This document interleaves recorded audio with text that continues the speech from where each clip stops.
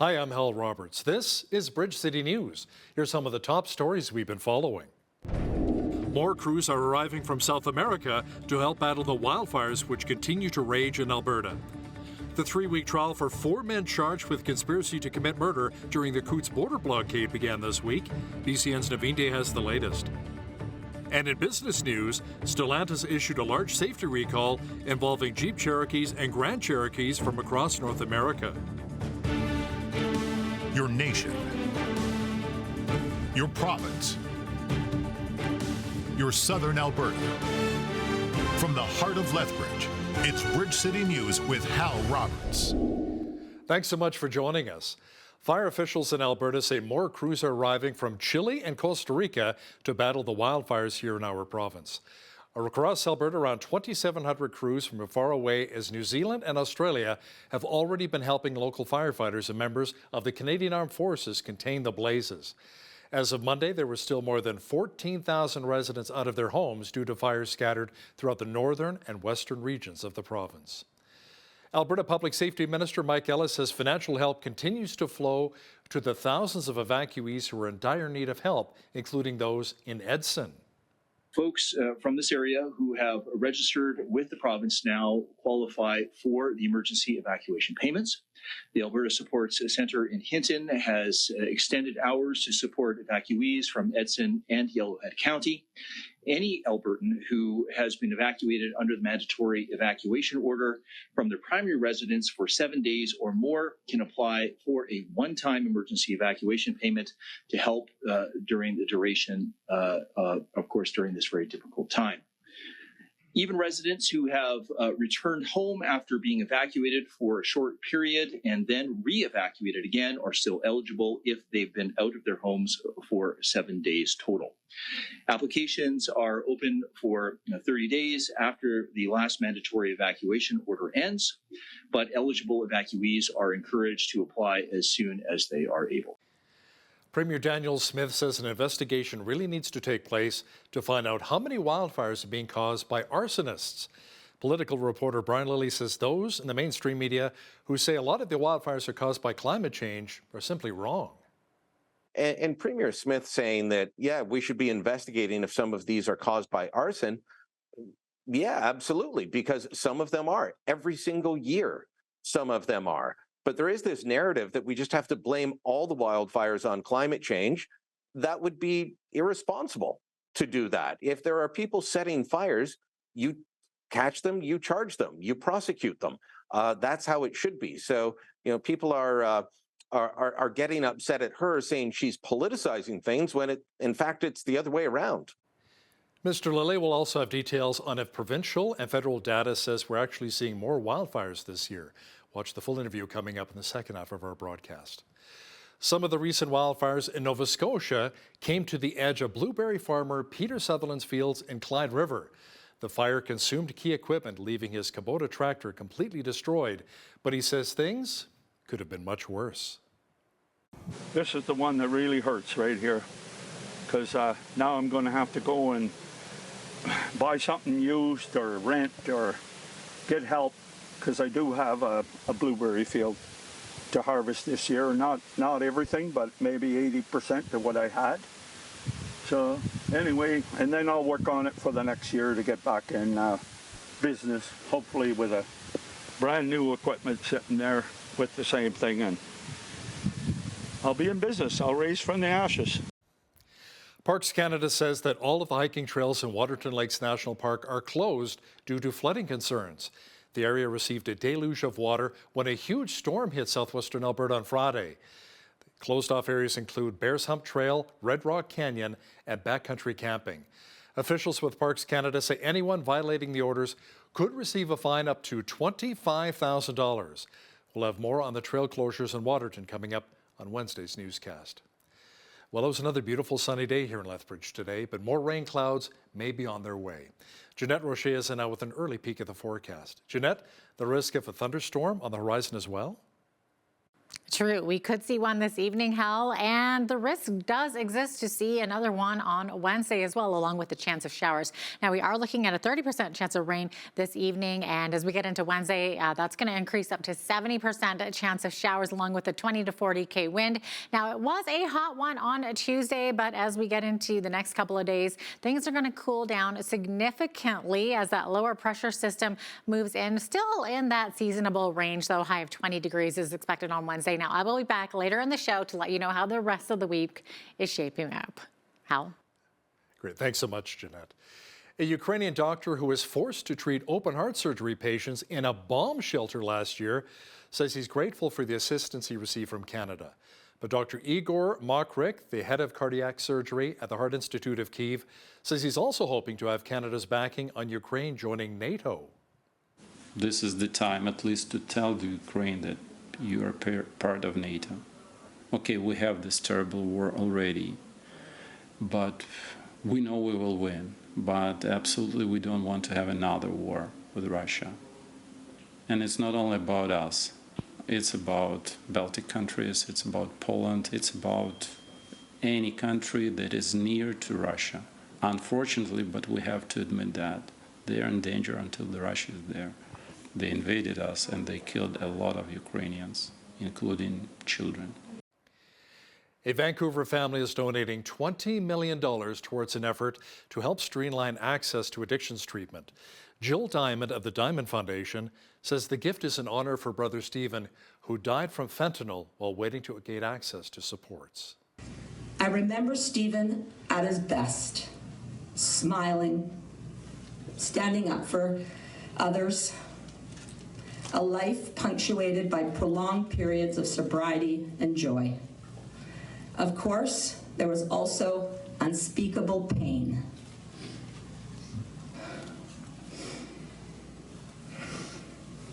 Stephen himself suffered with substance use disorder, a disease that put him in and out of addiction treatment for years. He and we tried everything, but we encountered a messy system at every turn: delays, disappointments, wait lists. Canada's Chief Justice says he wants Prime Minister Justin Trudeau to move quickly to appoint a new judge to sit on our country's highest court. Richard Wagner made the comments after Russell Brown retired from the Supreme Court of Canada, ending a probe into allegations of misconduct against him. The Canadian Judicial Council says it no longer has jurisdiction to continue investigating the allegations against Brown. Now, Wagner says he asked the national body that oversees the conduct of judges to consider making the process for dealing with complaints a little more transparent.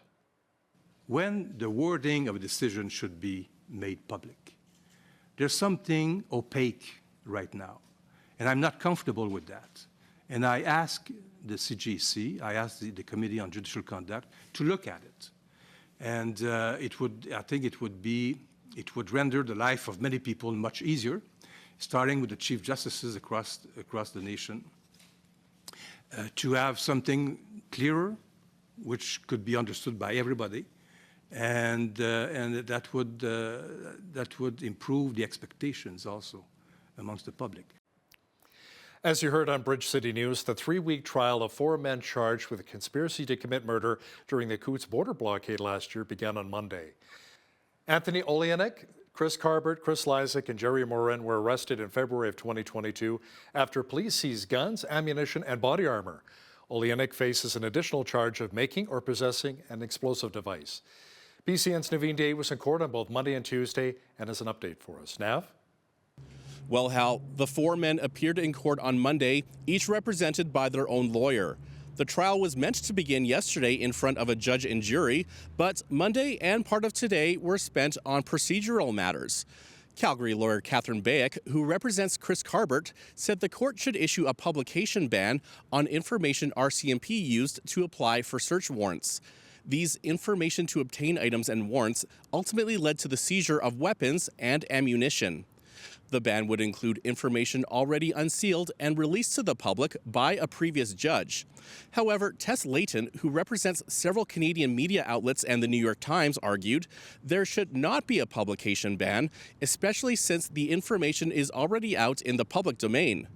The men could face up to life in prison if convicted. This trial is scheduled to run until June 30th. Thanks so much, Nav. Phase 1 of a new 15-kilometre walking and cycling pathway is set to connect the town of Coaldale to the city of Lethbridge. On Tuesday morning, a groundbreaking ceremony took place with more information about the construction of the Link pathway.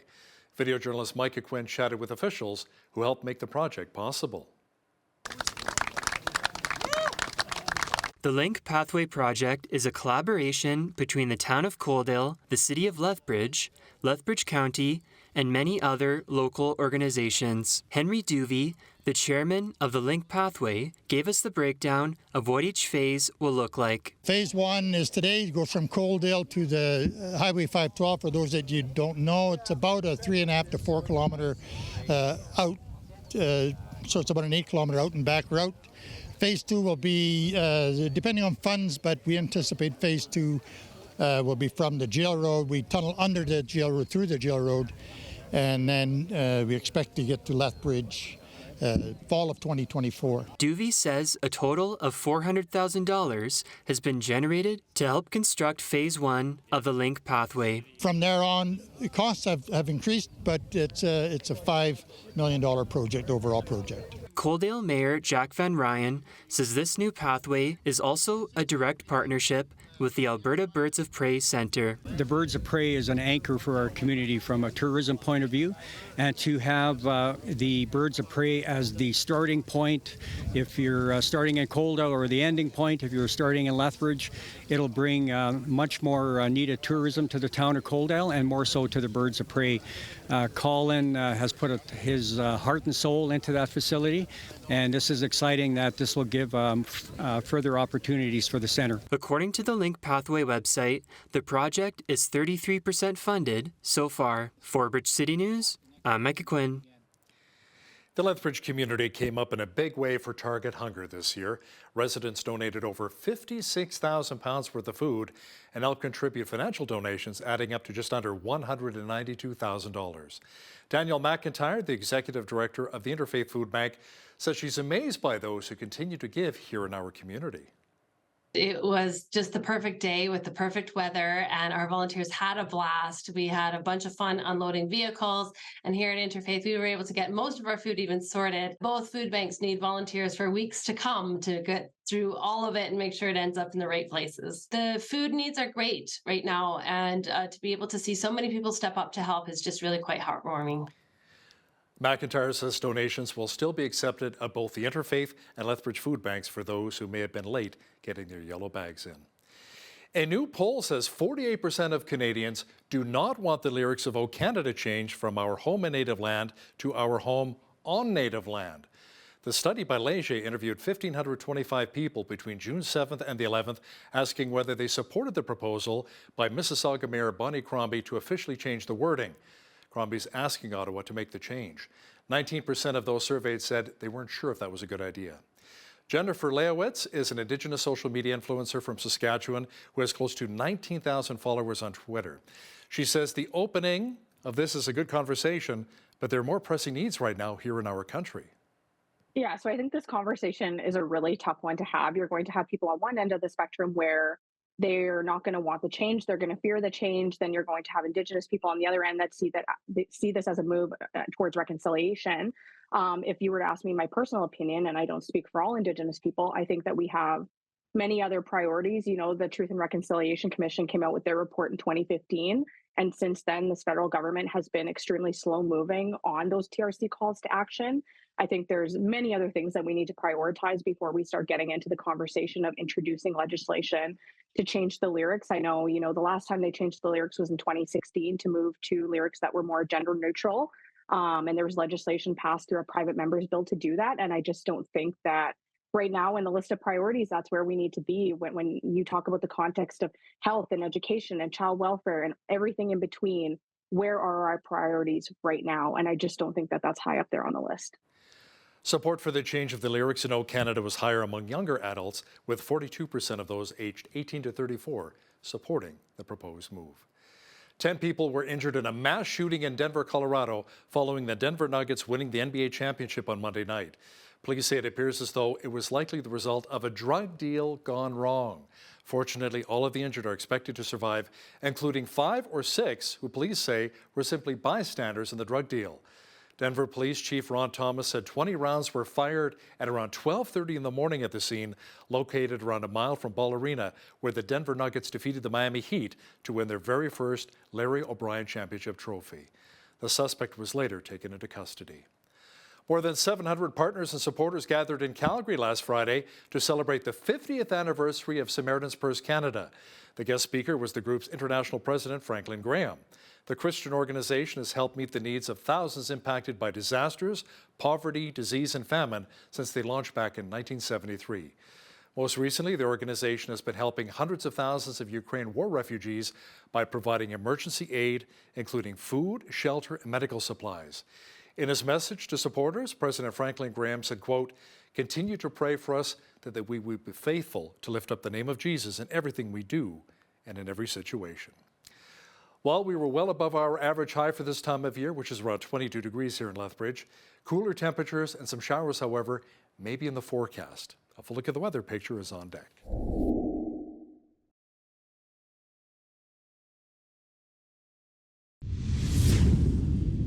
It was an amazing day if you went for a run along Henderson Lake today in Lethbridge. Jeanette Roche is in now with all of the weather details. Jeanette, things may be cooling down a little, however, as some rain clouds may be moving into our region.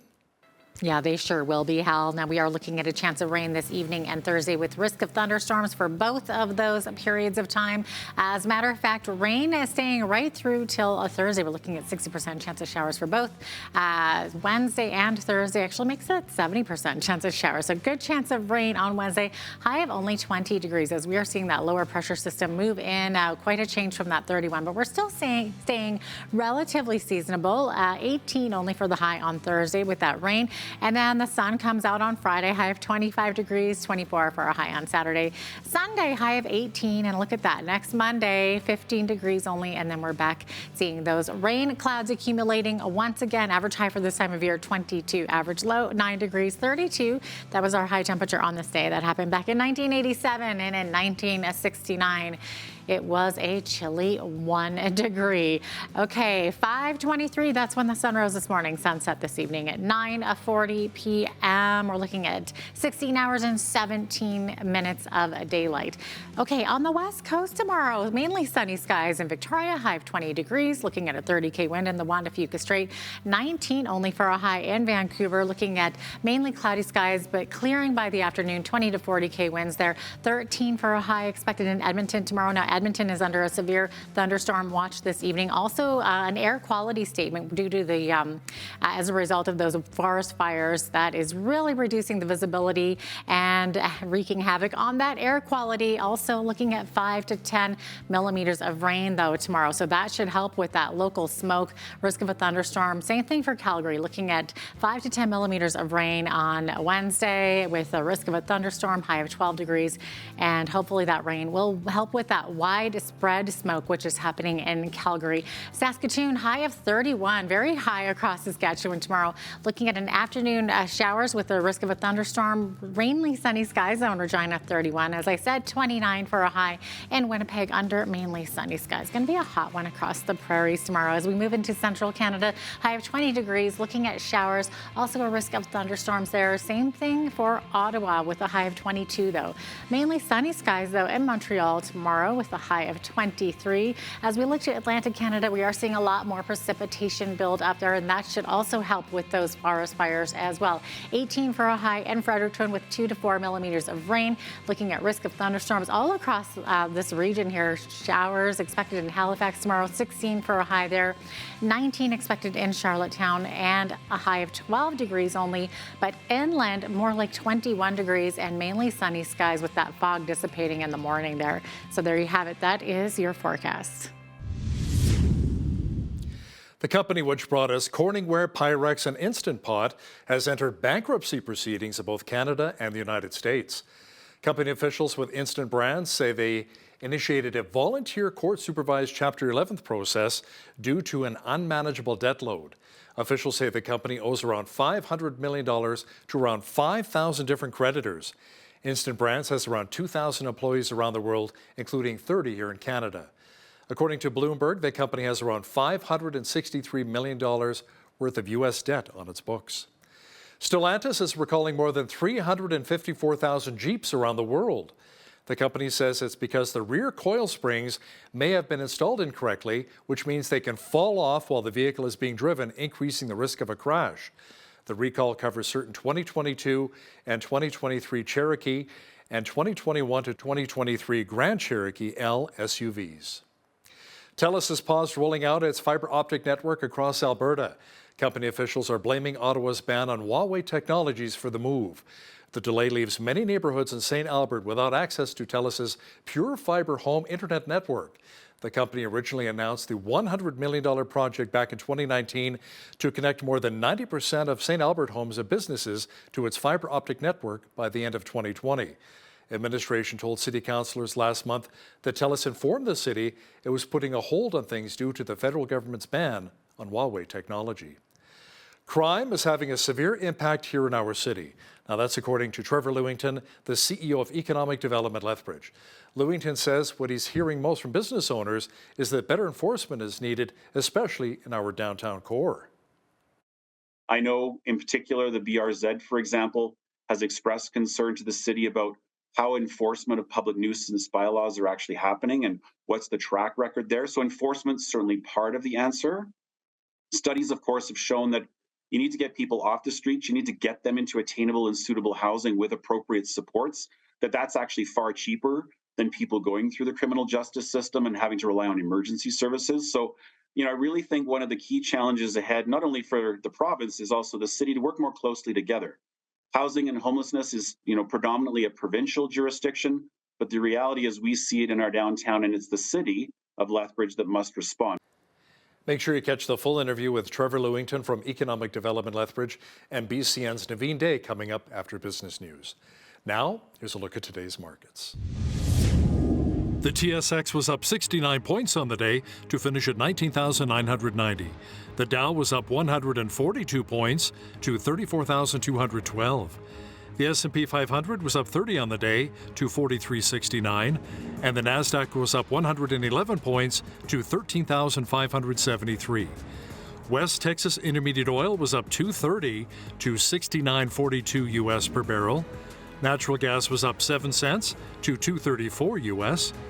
Gold was down 5 cents to 1943.69 US an ounce, and silver was down a cent to 23.65 US an ounce. Feed wheat is at $11.15 per bushel, barley's at $8.97, canola's at $15.80, and corn is at $10.36 per bushel. Live cattle were up 35 cents to $179.43. Feeder cattle August contract was up $1.40 to $240.45, and lean hogs were down 5 cents to 87.13. The Canadian dollar was up slightly over the past 24 hours to 75.10 US.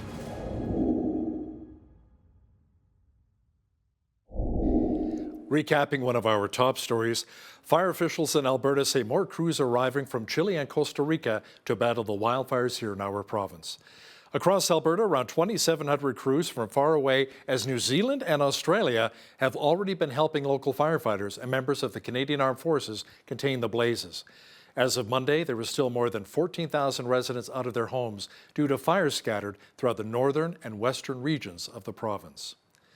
Alberta Premier Daniel Smith is getting into some hot water, suggesting that an investigation should be launched looking into how many wildfires were created by arsonists.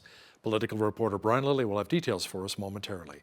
Listen, if you see news happening in your community, be sure to send us an email at info@bridgecitynews.ca. We'd love to hear from you. Here's your Bridge City News community calendar. The whole family is invited to the Lethbridge Public Library Crossings branch on June 16th from 5 to 7 p.m. for their Pajama Party Friday. Taking place in the large Friends Place meeting room, enjoy popcorn and juice, listen to music, play your favorite board games, build with Lego, or hang with the toys. For more details, visit lethlib.ca.